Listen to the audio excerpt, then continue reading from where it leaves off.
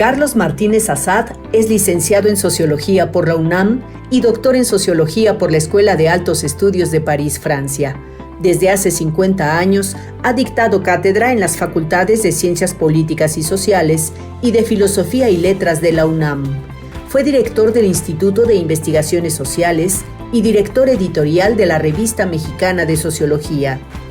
Es autor de cientos de artículos académicos y docenas de libros, entre ellos El Laboratorio de la Revolución, El Tabasco Garridista, Los Rebeldes Vencidos, Zedillo contra el Estado Cardenista, La Patria en el Paseo de la Reforma y La Ciudad de México que el cine nos dejó, entre otros.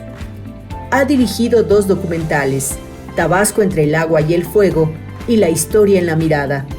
Es investigador emérito de la UNAM e investigador emérito del Sistema Nacional de Investigadores. Ha recibido el Premio Universidad Nacional Autónoma de México en Ciencias Sociales, el Premio Nacional de Ciencias y Artes, la Beca Guggenheim, la Presea Vito Alessio Robles al Mérito Histórico y el Premio Ciudad Capital Eberto Castillo, entre otros. Pues aquí estamos con Carlos Martínez Assad. Bienvenido, estimado Carlos. Gracias, John. Al contrario, Carlos es un hombre muy sabio, de las personas pues más leídos y más conocedores de nuestra historia, nuestra cultura. Manejas tantos temas que es difícil saber dónde empezar, pero quisiera invitarte a explorar primero algunas raíces históricas de esta cultura política mexicana, nuestra forma de hacer política, que si bien tiene siglos, es milenario su historia, la Revolución Mexicana es un momento de viraje muy importante que sigue marcando hoy la manera en que entendemos política. ¿Cuáles son las lecciones más importantes de esa materia de la Revolución, querido Carlos? Bueno, gracias por la forma como comienzas este diálogo.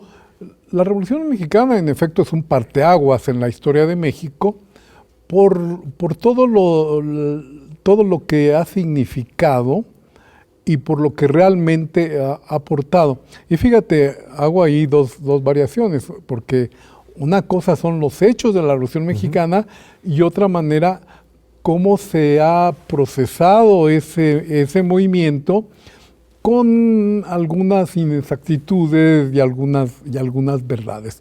Pero lo fundamental creo que sí es que de ahí arranca la necesidad de una participación social más decidida, más orientada por cauces democráticos, que no hay que exagerar, porque la Revolución hizo muy pocos planteamientos democráticos.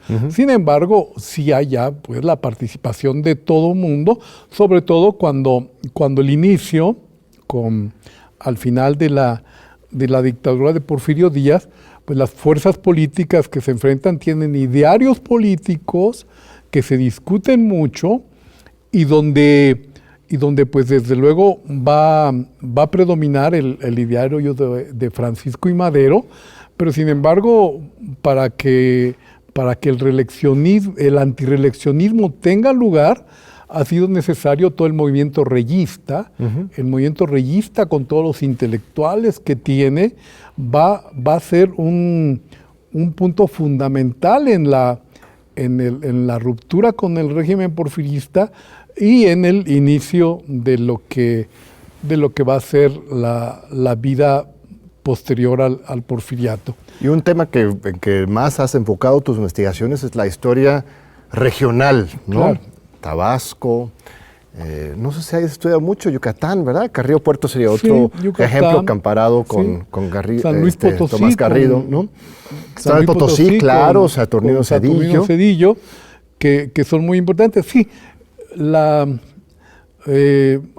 algo que yo incidí en el momento de cómo enfocar la Revolución Mexicana es que a partir de un movimiento que comenzó a darse de manera, pues podemos decir, espontánea, comenzamos a darnos cuenta que desde la historia no se había considerado lo sucedido regionalmente. Claro. Porque la Revolución Mexicana, aunque venía del norte con Pancho Villa y sus huestes a todo meter, en realidad no es esa la revolución que se dio en otros lugares del país, en otras regiones.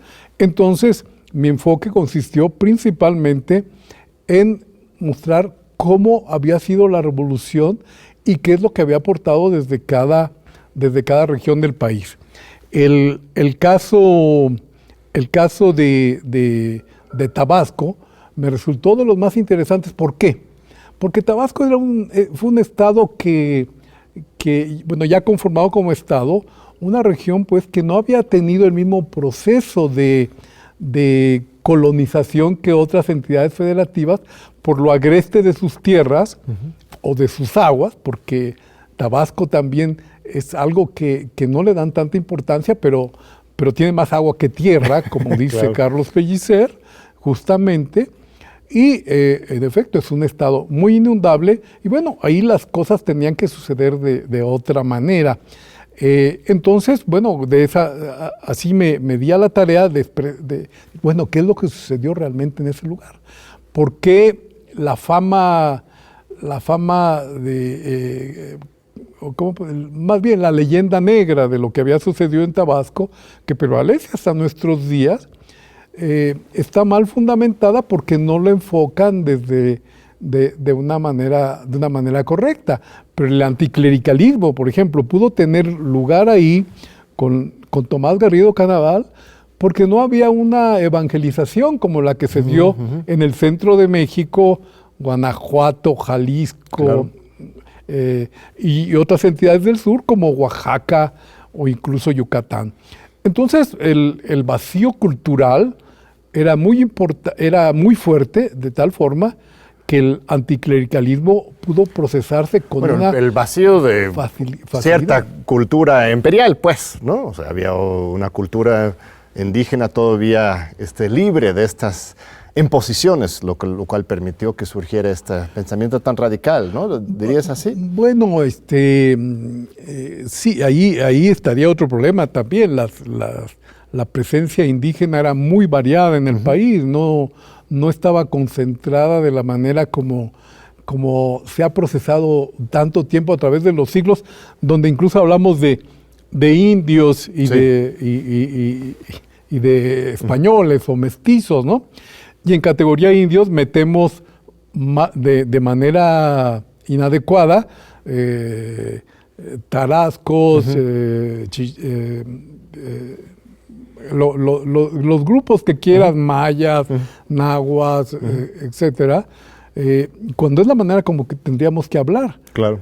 Pero en esa idea colonizadora o colonialista que sigue prevaleciendo en nuestras mentes, preferimos buscar la homogeneidad, claro. Hablar como si todo esto fuera un bloque, tal como sucede ahora, que decimos México como si México fuera uno solo, claro. Y no un lugar con una enorme heterogeneidad que ahora se expresa de muy diferentes maneras, incluida para volver al punto sí. A lo religioso, por ejemplo. Regresando a Tabasco, Lázaro Cárdenas llegó a decir que el Tabasco de Tomás Garrido era el ejemplo. Que sí, le llamó el laboratorio de la revolución, por eso mi libro se llama... Por su trabajo así. Ajá. A ver, ¿cómo se llama el libro, Carlos?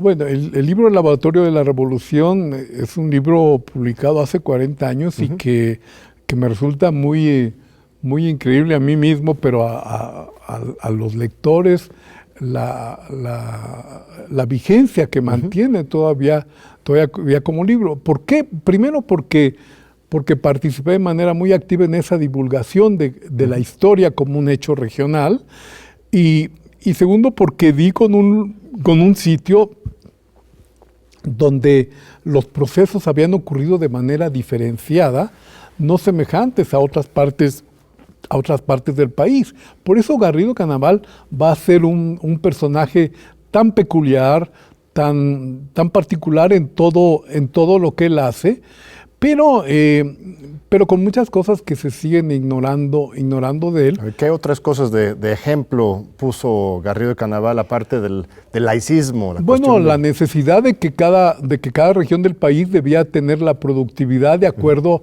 a sus propios recursos, a lo que se producía en esa región. Por eso Garrido da particular importancia a la producción del plátano, ¿verdad? El banano, famoso, que se exporta a todas partes del mundo. Él decide, por ejemplo, el reparto agrario que se puede hacer en Michoacán o en Guanajuato no corresponde en Tabasco, porque en Tabasco las unidades de producción tienen que ser mucho mayores por esa dificultad que hay del vínculo agua-tierra, y por eso se habla más de plantaciones.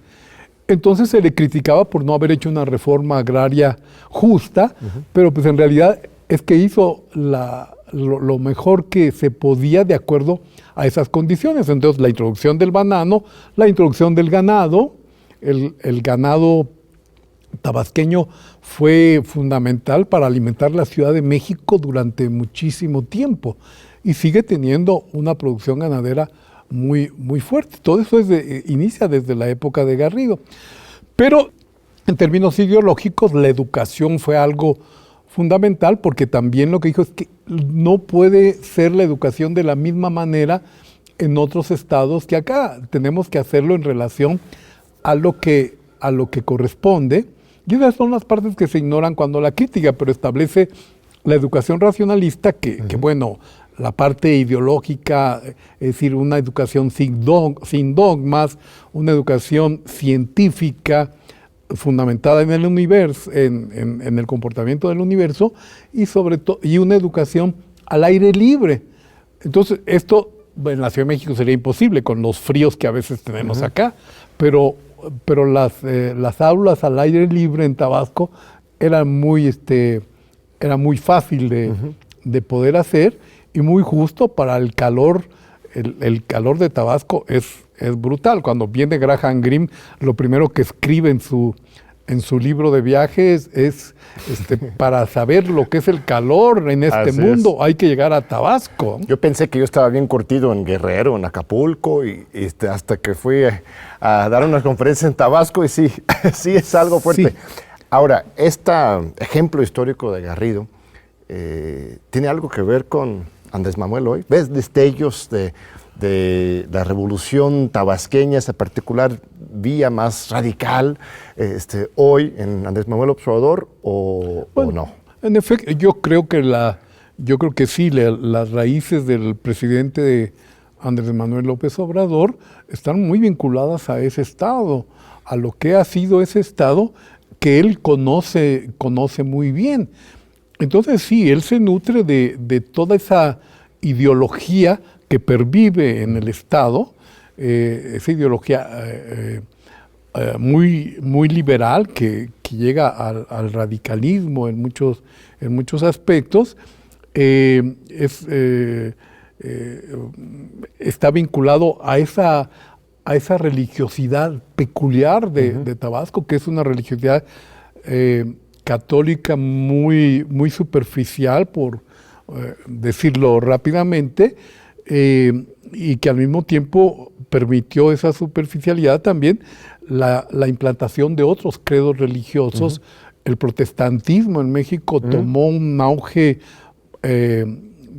primero con fuerza en Tabasco. Mira, no sabía. Entonces, sí, ahí es muy fuerte, y hay movimientos sociales hasta la actualidad, donde inmediatamente puede uno encontrar los vínculos con esos movimientos, con la procedencia de los líderes religiosos, de acuerdo a la iglesia a la que pertenezcan. En estos momentos, Tabasco y Chiapas son los estados con menos catolicismo, es decir, el catolicismo en el estado, en lo que la gente declara en los censos, ni siquiera es así como con mucha precisión, pero estamos en el 70% y el 30% restante son de otras religiones. ¿Ves influencias protestantes en el pensamiento y la práctica de Andrés Manuel? Veo rasgos que son religiosamente más vinculados al presbiterianismo, al metodismo, desde luego.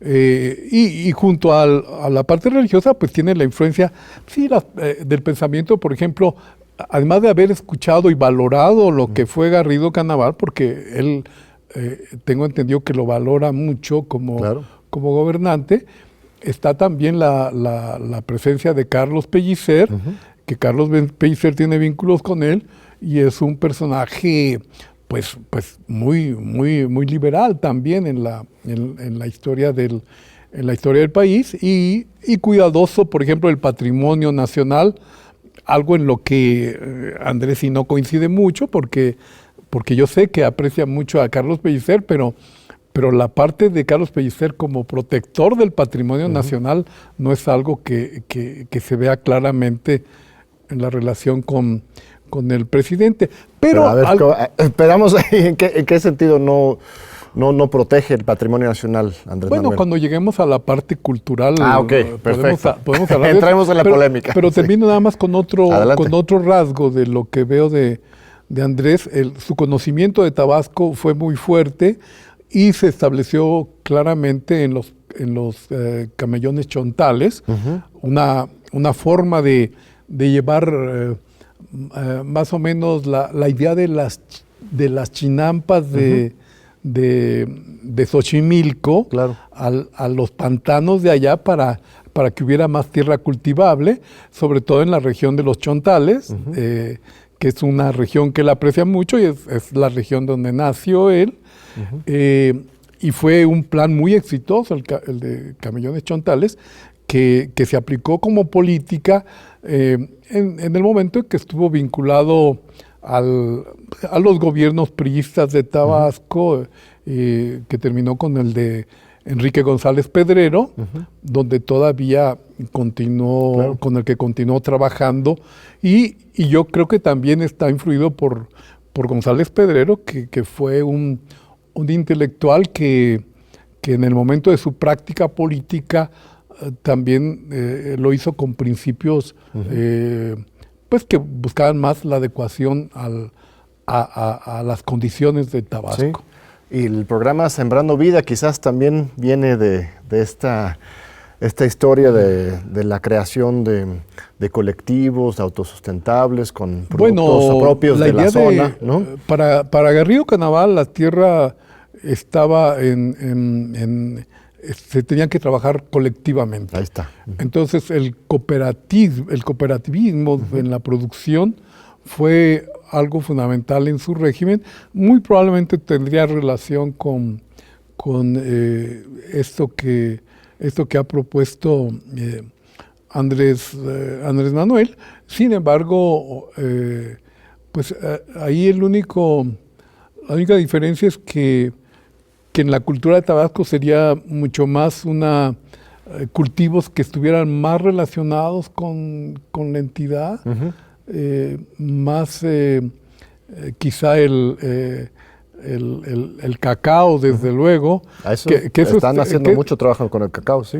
Bueno, eso me alegra que se haga trabajo con cacao, porque México siendo, y el Estado siendo el lugar donde nace la planta, estamos superados en la producción de cacao por muchos países del mundo, cuando México debería ser puntal. Sí, de hecho, Sembrando Vida en Tabasco justo tiene esa énfasis en el cacao. Está el cacao, está la vainilla, la pimienta, que es la variación de acá, no la hindú. La pimienta, creo que la gente le llama la pimienta gorda. También Tabasco fue ahí fue un cultivo muy favorecido. Y te voy a interrumpir un segundito, perdón Carlos, porque vamos a un breve corte y regresamos en unos segundos para seguir con este fascinante diálogo con el gran amigo intelectual Carlos Martínez Azal. No se vayan. Aquí estamos, seguimos con Carlos Martínez Azal. Perdón, te interrumpí, estabas exponiendo sobre las cosechas más propias de Tabasco. La producción más o menos que se estableció en la entidad. Y bueno, creo que hemos dicho lo fundamental. Claro, se podría abundar mucho más, pero nada más para concluir esto que tiene que ver con la producción, Garrido fue también y ante todo un gran empresario. Un empresario capaz de hacer que de veras la riqueza del Estado se manifestara a través de exportaciones, principalmente, llegando a acuerdos importantes con las empresas estadounidenses vinculadas con la United Fruit Company, aunque está la Standard Fruit, están diferentes compañías, pero fue muy adecuado para el tipo de terrenos que eran Tabasco. Es decir, los barcos llegaban, tomaban la ruta de los ríos, que se usaban mucho, la ruta de los ríos. Ahora prácticamente eso no sucede más que en términos muy de economía local. Pero se usaban los ríos, salían a los muelles improvisados, a los muelles fuertes como los de Frontera o los de cerca de Villahermosa, a hacer que se subieran a los paquebotes el banano y salía al extranjero, a Estados Unidos, a varios otros países. Y para finalizar esto, te digo, la capacidad empresarial fue tal que cuando finalmente termina su régimen en México y es expulsado en la coyuntura de la ruptura del presidente Lázaro Cárdenas con su antecesor Plutarco Elías Calles, que Garrido sale a Costa Rica y llega a Costa Rica y desarrolla con Costa Rica, le da, comienza la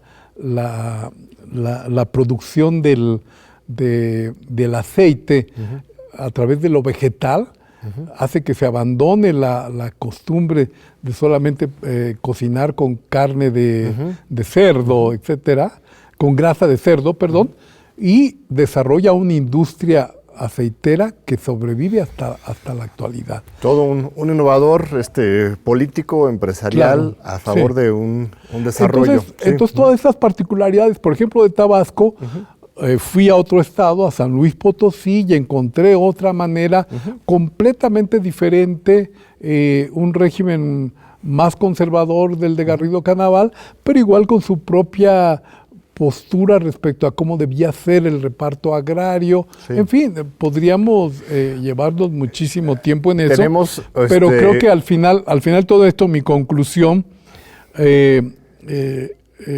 a la que llegué después de todos esos trabajos, y no paro porque todavía estoy produciendo al respecto, la conclusión fue que no había habido una revolución en México, sino muchas revoluciones, y creo que ese concepto es algo que ha pegado bastante teóricamente entre los historiadores. Alan Nye, el gran historiador, me lo ha dicho verbalmente, ha escrito cómo lo regional trajo un nuevo aliento al estudio de la Revolución Mexicana, como el mismo Katz también lo mencionó. Sí, luego nos falta también esa mirada hoy en la cuarta transformación, también entender cómo las cosas están desarrollando regionalmente y sus diferencias y similitudes en diferentes partes. Saltemos a la actualidad y a otra región, la Ciudad de México, que es otro ámbito que has estudiado bastante. Tienes un libro hermoso sobre la historia del Paseo de la Reforma, en particular las estatuas, lo que significa en el proceso de construcción, el sueño de Porfirio Díaz de construir esa vía, lo que implica hoy, lo que implicó antes. La Ciudad de México para mí, lo tengo muy cercano al corazón, para mí es pues una gran ciudad, ¿no? Aquí vivimos, es un espacio tan ecléctico, simultáneamente un megalópolis, pero también pues muy pueblerino, con tantos barrios y culturas y diversidad. ¿Qué es lo que más te fascina de esta gran ciudad? Bueno, en efecto, me di también a la tarea que decía, bueno, en esto de las regiones tengo que ver cuál es la región de la Ciudad de México. ¿Qué sucede en esta megalópolis, en el lugar donde se concentra el mayor número de mexicanos en un solo centro urbano, donde la industrialización lleva a la punta, donde la entidad que más produce, que más aporta al Producto Interno Bruto. Entonces, es muy importante. Comencé a tener una relación, curiosamente, con la ciudad, ahí sí con la intención democrática de democratizar la ciudad, que como se sabe, las autoridades eran directamente nombradas por el presidente de la República. Era un regente el que dirigía esto, que es lo más conocido porque es lo que sucede a partir de los años 20 en que terminan los ayuntamientos, porque antes estábamos organizados como municipios, un poco con la idea que medio se ha retomado ahora de una manera que no es exactamente... Con las alcaldías y la nueva constitución de la Ciudad de México, ahorita llegamos ahí. La nueva constitución, donde creo que se fueron atrás de lo que había sido el municipio, era mucho más importante la forma como estaba construido el municipio, pero si quieres eso lo abordamos en otra ocasión. Pero bueno, entonces comencé con eso, entonces estuve muy cercano a Cuauhtémoc Cárdenas en el momento en que está planteándose la posibilidad de hacer de la Ciudad de México una entidad federativa donde pueda haber elecciones, y participé con un grupo amplio de académicos, de intelectuales, que insistíamos en que la Ciudad de México tenía que tener su propio Congreso, claro, que tenía que tener su propia autoridad electa, y hicimos varias actividades previas a todo esto.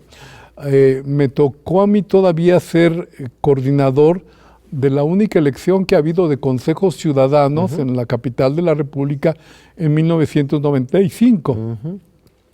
Algo que me pareció interesante porque era una elección de ciudadanos para elegir ciudadanos que deberían componer los consejos, que era el equivalente de cabildos, pero con más atribuciones, los consejos para que pudieran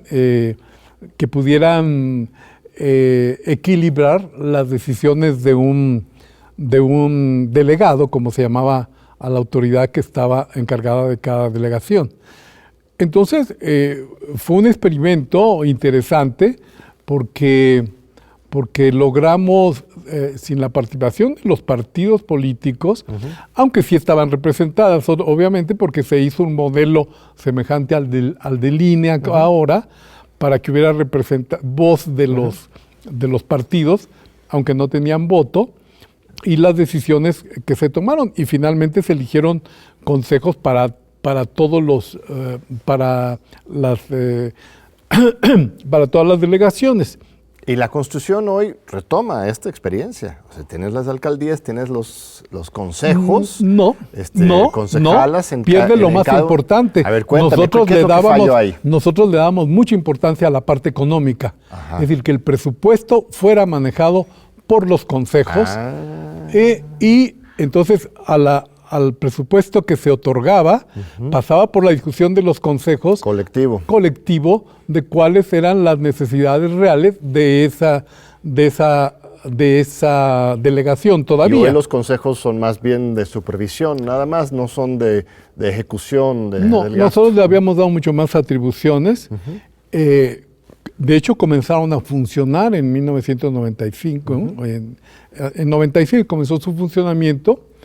Y al mismo tiempo continuamos la lucha para que fuera electo la autoridad de la Ciudad de México.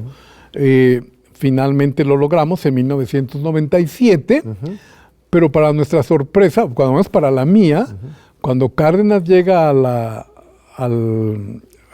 jefatura de gobierno, a jefe de gobierno, lo primero que hace es anular los consejos que ya existían. ¿En serio? Y eso siempre me pareció un poco extraño, ¿verdad? Porque justo por la democratización que estábamos luchando, etcétera, eso nos parecía que podía ser un punto importante. Y después se aprobó una ley de participación ciudadana muy avanzada, ¿no? La ley de participación existió desde entonces, desde esa época, y cada vez se le fue restringiendo más, porque la ley de participación ciudadana primero era para establecer esos consejos, después se decidió que no, que era mejor para establecer comités vecinales, comités de barrio, etcétera. Comenzó a manejarse de muy diferentes maneras, y yo creo que ese es un fallo de los gobiernos actuales, haber aceptado que esa participación se redujera de tal manera. Ahora está completamente diluida, ¿no? Y la Constitución entonces no se resuelve porque se incluye algunos mecanismos de participación. Sí, se incluye, ¿no? Pero no se ejerce. Perdón, pero ahí sí yo creo que no tiene que ver nada con aquella idea tan buena que se generó en esos momentos. Y bueno, desde luego todo se puede discutir, ¿no? Claro. Y sin embargo, lo que sucedió siempre desde la elección es que uno de los principales boicoteadores de la elección de consejos ciudadanos fue el PRD. Mira. Entonces, pues estaba ahí perfilado ya más o menos que la izquierda, digo, por un lado, ideológicamente se insiste en la participación ciudadana, pero por otro lado no la deja expresarse. Lo que pasa es que si estás en la oposición, ¿no? Lo exiges, pero una vez que estás en el gobierno ya no te parece tanto, ¿verdad? Bueno, tú como politicólogo sabes que eso existe. Bueno, entonces ahora existe la ley de participación ciudadana y existen unos comités endebles a los que nadie les hace caso y donde la estructura de la jefatura de gobierno manda algo que podría considerarse, no quiero decir el término porque sería peyorativo para el término, pero una suerte de dádivas, de limosnas, da un presupuesto que no alcanza absolutamente para nada. ¿Quieren cambiar los farolitos de la plaza? Los pueden cambiar con su presupuesto. ¿Quieren que haya macetones en las banquetas? Bueno, ahí va su presupuesto. Es decir, es un presupuesto que solamente es atole con el dedo. Claro. Es algo que todo está que es muy conocido, demasiado centralizado. Muy conocido en México. Cuéntame más sobre el Paseo de la Reforma, bueno, porque hubo una polémica reciente con respecto a la estatua a Colón, que ya la removieron, y hay varias propuestas, por ejemplo, para poner alguna figura que representa a una mujer indígena. Hay un esfuerzo por actualizar un poco nuestros símbolos. ¿En qué estado está hoy el Paseo de la Reforma y cómo imaginar un proyecto de rescate, de transformación? Bueno, el Paseo de la Reforma es una guía para la historia de la Ciudad de México bien importante, y lo que yo mostré en mi libro de la Patria en el Paseo de la Reforma era justamente eso. Bueno, ¿de dónde sale esta idea de lo que es el Paseo de la Reforma? Y entonces es cuando cuento o me voy más a las raíces, a la historia de la Ciudad de México, y entonces cuento la historia de la Ciudad de México desde el siglo XIX hasta nuestros días, en ese eje emblemático en ese sentido, que el Paseo de la Reforma atraviesa y cuenta la historia de México. Y esta idea la tuvieron los liberales, la tuvo Vicente Riva Palacio, principalmente. El paseo siempre se dice que es una obra de Porfirio Díaz. No es cierto. Bueno. No es cierto. Esto es Lerdo de Tejada es el que le da más énfasis a establecer ese lugar ahí y darle la dimensión de un paseo muy bien diseñado, de acuerdo con los avances de lo urbanístico del momento. Casi coincide con la época en que se hacen esos grandes ensanches en París, en Madrid, incluso en Estados Unidos, Nueva York, en fin. Hay algunos lugares que se relacionan mucho. De hecho, para diseñar el paseo hay un estadounidense, que no recuerdo el nombre en este momento, pero que plantea la necesidad de abrir ese paseo desde 1840, por ahí, ¿no? Después aparecen los franceses, que sobre todo vienen más bien acompañados de austriacos, y es un austriaco el que hace la proyección. Pariente incluso de Maximiliano, quizás. O de la altura, bueno, de la gente que seguramente llegó con Maximiliano, de la altura que debía tener el Paseo de la Reforma, etcétera. Y bueno, y comienza la idea de contar la historia, algo que surge más de la idea de Riva Palacio y que luego es complementada por Francisco Sosa. Entonces, Riva Palacio, que fíjate lo que son las ironías, que luego a ver si nos da tiempo esto, lo que es la estatua de Riva Palacio, que es uno de los forjadores del paseo, desapareció. ¿Cuándo? ¿Cuándo desapareció? Hace unos 5 años. ¿Se lo robaron? Sí, se la robaron junto con todas las que se han robado. Se han robado más de 10 esculturas hasta el momento actual. ¿En serio? Y para siempre, nunca se las No, recuperaron. y las autoridades no han decidido que hay que restaurarlas, ¿no? Que hay que reponerlas cuando se tienen las imágenes para poderlo hacer, ¿no? Pero déjame terminar. Entonces, el Paseo de la Reforma es que cuenta la historia de México. El paseo se abría inicialmente con 2 grandes esculturas a la cultura indígena. Después de eso, que era lo que abría el paseo no se abría con el caballito, como mal se piensa. El caballito era lo que abría el paseo de Bucareli. Y luego lo movieron un poco más para que quedara centrado como en el Paseo de la Reforma. Y bueno, entonces comenzaba por estas esculturas de Ixcual y Axalcóatl, dos emperadores aztecas o 2 emperadores nahuas. Y una vez establecido eso, se decidió que debía haber un monumento que representara la influencia española en nuestra cultura. Y entonces se optó por la escultura de Cristóbal Colón, pero no era solamente a Cristóbal Colón, estaban los frailes más representativos a los que se considera la parte buena de la colonia. Bartolomé. ¿No? Sí, Bernardino de Sahagún, Bartolomé de las Casas, son los que están representados en la base del monumento, con Cristóbal Colón arriba. Después seguía, pero hay que reforzar la cultura indígena. Entonces se establece el monumento a Cuauhtémoc, que es el que sigue. Después se pensó que debería ser que era lo que representaba el siglo XIX, y la siguiente glorieta tenía que ser una escultura a Benito Juárez. La escultura se mandó a hacer, llegó a México, pero ahí las autoridades encabezadas por Porfirio Díaz dijeron mejor lo dejamos de lado y nos olvidamos de Benito Juárez, porque era, en cierta forma, pues un rival importante de Porfirio Díaz. Te voy a pedir una pausa más, querido Carlos, porque vamos a un segundo corte muy breve. Muy es televisión pública, así que no se desesperen, unos segunditos y regresamos para continuar con este fascinante relato de parte del intelectual académico Carlos Martínez Assad. No se vayan.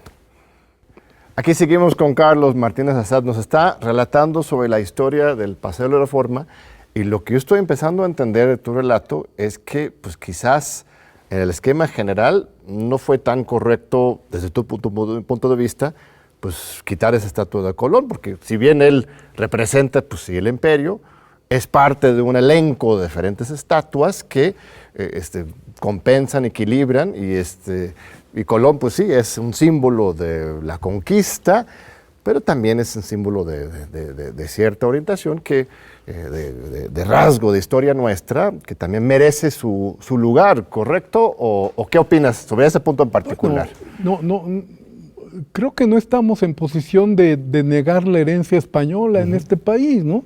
O sea, que tan importantes son los pueblos indios en nuestra cultura como la presencia española, que además se va a vincular a otros muchos pueblos que estuvieron o que llegaron a México, que hicieron de México su casa, ¿no?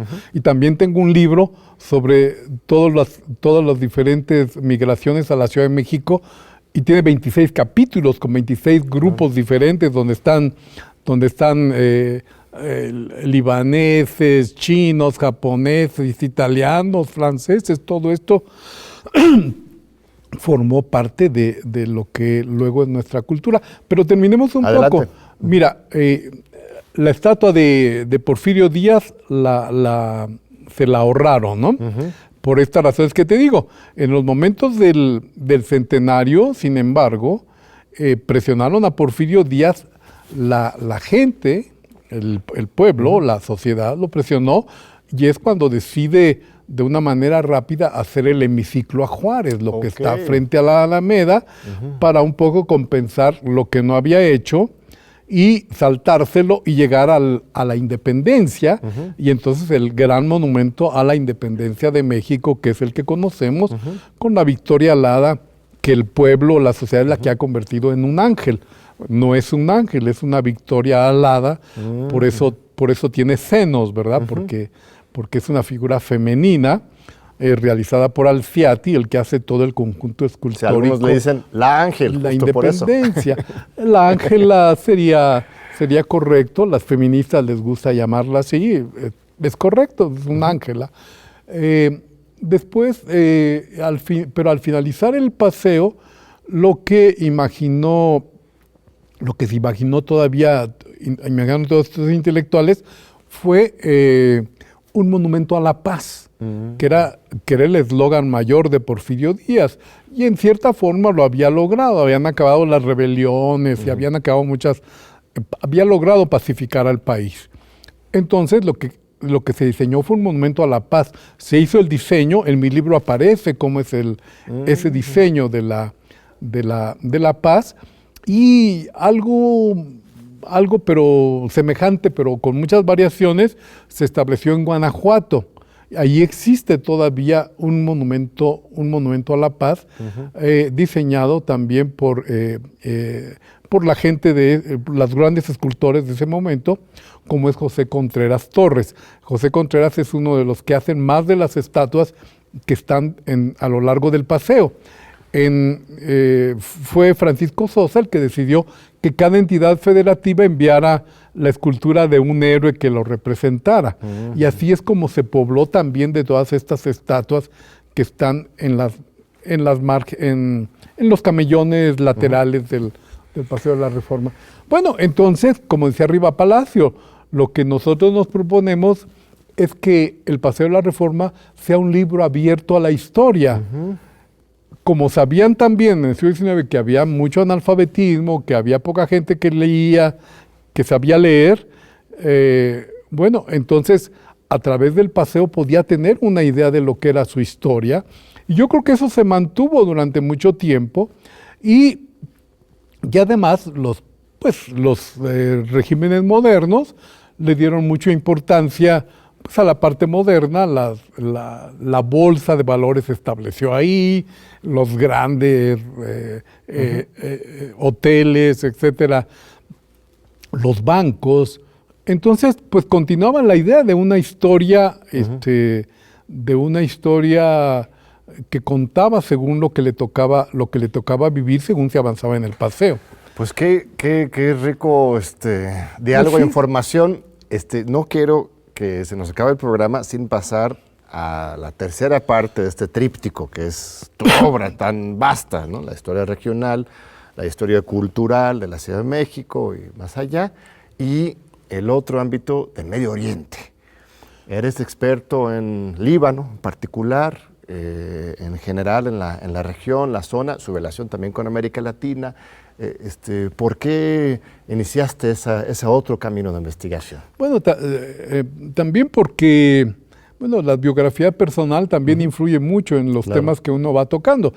Y me interesó mucho siempre la inmigración libanesa a México, cómo se había dado, pues por la llegada de mis abuelos y varios familiares, tíos, etcétera. Entonces, ¿en qué año llegaron a México? Mira, en 1903 llega mi abuelo, pero un primo hermano a él se le adelanta y es uno de los primeros sacerdotes maronitas en la Ciudad de México, que llega en 1893. Se llamó Daoud Assad y oficiaba en el centro, en la Merced, donde llegaban todos los inmigrantes de todas partes, no solamente los libaneses, los judíos, los chinos, los italianos, todos llegaban a esa parte de la ciudad. Y la ciudad era pues algo mucho más constreñido que lo que es ahora, ¿no? Y bueno, me di a la tarea de estudiar a fondo el asunto. viajar en viajes académicos, a estar en universidades de Medio Oriente y finalmente, mantener la relación con Líbano, que por la parte familiar y por las amistades siempre ha sido muy fuerte. De hecho, mi próximo libro, que está por aparecer por la UNAM, es sobre 100 años de la inmigración libanesa a México. Y bueno, fue de esa manera como me fui involucrando con todo el acontecer del Medio Oriente y bueno, la posibilidad de estudiar en los archivos europeos y de los mismos países como Líbano, realizar visitas a Siria, a Jordania, a varios de los países de la región, para ir teniendo una idea y poder escribir y dejar un testimonio de lo que es todo eso. Y la cosa tan impresionante, algo que me parece muy impresionante, es que una región tan pequeña, porque es muy pequeño el Medio Oriente, en realidad todo el Medio Oriente cabría, no sé, unas 2 o 3 veces en México, ¿no? Es decir, es muy chico. Oaxaca es más grande que Líbano. Claro. Así es que... Pero es el puente civilizatorio de Pero entonces siglos, es el puente ¿no? civilizatorio, todo esto a lo que me han llevado mis investigaciones. La ruta de la seda Así pasa es. por ahí, y la ruta petrolera, ¿verdad? En tiempos más recientes, con Irak, Irán, que Irán, aunque no es un país propio del Medio Oriente y es una cultura diferente a la cultura árabe, de cualquier manera forma parte como de su mismo conglomerado. ¿Y quién es, perdón, te provoque porque se nos va a acabar el tiempo y algo muy coyuntural, quién es el mayor peligro para el Medio Oriente, los Estados Unidos o Rusia? Yo creo que es el ISIS. Ah, bueno. Yo creo que es el ejército islámico. Que es producto de la intervención estadounidense. Producto de las reyertas entre los diferentes países. Fíjate que no, tu pregunta da para mucho debate, no para una respuesta. Claro. ¿Por qué razones? Porque Estados Unidos es un país muy ambiguo respecto a Medio Oriente. Lo ha abandonado en diferentes ocasiones. La presa Aswan, la gran presa de Egipto, iba a hacerse financiada por Estados Unidos y recula. Y en el momento que recula, lo único que les queda es la Unión Soviética, y es la Unión Soviética la que hace la presa de Aswan. Y entonces esa ambivalencia es lo que Estados Unidos ha tenido ahí, ¿no? Por ejemplo, para el asunto, lo único que sí le ha interesado es el petróleo. Así es. No ahora, porque ahora cambió la situación en Estados Unidos, pero cuando todo el petróleo se concentraba en aquella región, principalmente Irak, Kuwait, Arabia Saudita, Irán, en ese momento es cuando le interesa a los de allá y entonces lanza su guerra, la guerra del Golfo para contener a Kuwait, a Irak, que está reclamando parte de Kuwait, y luego para acabar con los que hicieron el atentado al World Trade Center en 2001, el 11 de septiembre, y pues todo eso era falso. Digo, fue a destruir un país como Irak, que con un gobierno muy autoritario, con muchos problemas muy serios para las libertades, para los derechos humanos. Sin embargo, después de su intervención viven en una peor situación. Claro. ¿No? ¿Qué es lo que está pasando? ¿Qué es lo que ha sucedido con Afganistán recientemente? ¿No? Así es, exactamente. Es decir, 20 años de presencia estadounidense ahí, y resulta que cuando se van todos sigue exactamente igual o peor. ¿Y los rusos sí tienen una mano más estable? Pues, por lo menos un compromiso más sólido, aunque sea por intereses imperiales propios. Pues sí, tienen sus propios intereses reales, pero a Siria fue el régimen que la Unión Soviética es a quien realmente apoyó. Los Assad, el grupo que gobierna existe gracias a la Unión Soviética. Joseph Assad, el padre de Bashar, el actual gobernante, pues es más que nada la industrialización que conllevó la presencia de la Unión Soviética en la región. Y cuando curiosamente, cuando Rusia se retira luego del 1989, todo esto que ya sabemos, la situación en Siria se empeora. Empeora brutalmente, y es cuando comienza esta guerra que dura 10 años y que destruyó al país en todos los sentidos, ¿no? Muerte de casi 500,000 de muertos. En Siria nada más. Sí, nada más en Siria. Y la destrucción de monumentos del pasado que resultaban señeras a lo que ha sido el desarrollo de las civilizaciones en el mundo. Entonces, muy importante. Entonces, por eso digo, tu pregunta no se responde, no se responde fácilmente. Son los grandes intereses los que prevalecen, que es lo que está sucediendo actualmente Ucrania, Rusia, es un poco lo mismo. Y la lucha en el fondo es la lucha por el gas. Ahora es el gas que va para Europa y quién puede salir beneficiado de todo esto, porque al final se trata del gas ruso, el gas de Rusia.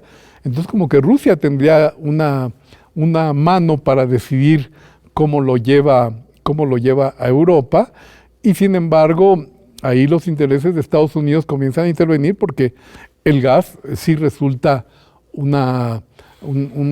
algo muy importante en este momento también, cuando se habla de energías limpias, por cierto, y donde el petróleo se supone que iría a la bajada, según las hipótesis, lo cual no ha sucedido.